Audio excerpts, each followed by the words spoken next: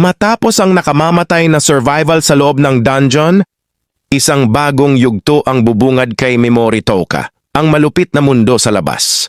Ngunit ang mundong ito ay hindi lang puno ng pag-asa. Sa labas mas mapanganib, mas marahas, at mas mabangis. Ito ang pagpapatuloy ng kwento ng lalaking itinapon pero muling bumangon bilang isang halimaw. Sa habang ipinagpapatuloy ni Tuka Seras at Eve ang kanilang paglalakbay, patungo sa kinaroroonan ng tinaguriang Forbidden Witch, nasasalubong nila ang iba't ibang uri ng halimaw. Isa-isa nilang nilalabanan ng mga ito at matagumpay nilang natatahak ang mapanganib na kagubatan. Ibinigay ni Tuka ang isang sinaunang librong nakuha niya mula sa abandonadong ruin kay Seras. Ngunit biglang may kakaibang liwanag na nagmula sa kanyang bag. Habang sila'y papalapit sa kanilang destinasyon, mas umihirap ang kanilang paglalakbay at mas nagiging mabangis ang mga halimaw na kanilang kinakaharap. Habang lumalaban, patuloy ang pag-level up ni Tuka. Kinokolekta rin niya ang mga sangkap para i-enhance ang kanyang alagang slime na si Pigimaro. Sa gitna ng kanilang pakikipagsapalaran, napansin nila ang misteryosong itlog na matagal nang dala ni Tuka ay nagsimulang lumiwanag. Nang inilabas niya ito mula sa kanyang bag, nagkaroon ng mga bitak ang itlog at tila may nilalang ng handang lumabas. Mula rito'y lumabas ang isang puting kabayo. Ngunit napansin nila sa likod nito ang isang itim na bahagi na tila sumisipsip ng mana.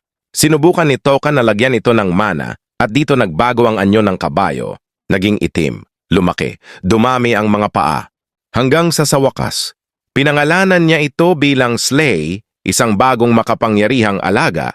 Sa kabilang banda, ipinakita ang ilan sa mga dating kaklase ni Tuka. Nasa parehong lugar din sila at nagpapalakas. Biglang dumating si Kirihara at gamit ang apoy, sinunog niya ang mga halimaw na kalaban ng kanyang grupo. Buong yabang niyang ipinahayag, "Ako ang susunod na hari." Sa gitna ng kanyang pagpapakita ng lakas, malinaw na gusto niyang angkinin ang pamumuno sa mga estudyante. Bumalik ang eksena kina Tuka na noon ay nagpapahinga kasama si Slay. Kinaumagahan, pagbangon ni Seras at Eve, napansin nilang wala si Tuka. Nang lumabas sila ng kampo, nakita nilang si Tuka ay nakabantay sa labas. Ipinagpatuloy nila ang kanilang paglalakbay at sa wakas ay nakapasok sa mapanganib na teritoryo ng demon, Zone. Ngunit hindi pa man sila nakalalayo, biglang lumitaw ang isang halimaw mula sa itaas ni Eve. Agad itong pinaslang ni Tuka pero hindi iyon ang huli.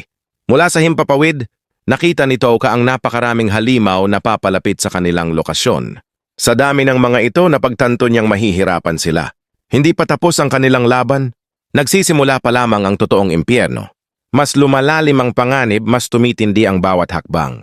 Sa gitna ng Demon Zone, hindi lang lakas ang kailangan, kundi tapang, tiwala at determinasyon. Kung nagustuhan mo ang recap na ito, i-like mo na yan. I-comment mo kung sino ang paborito mong karakter at anong eksena ang pinaka-nakakagulat para sa'yo. At huwag mong kalimutan mag-subscribe sa channel para lagi kang updated sa mga susunod pang episode ng Failure Frame. At iba pang anime breakdowns, pindutin na rin ang notification bell para hindi ka mahuli sa mga bagong upload. Hanggang sa susunod na laban.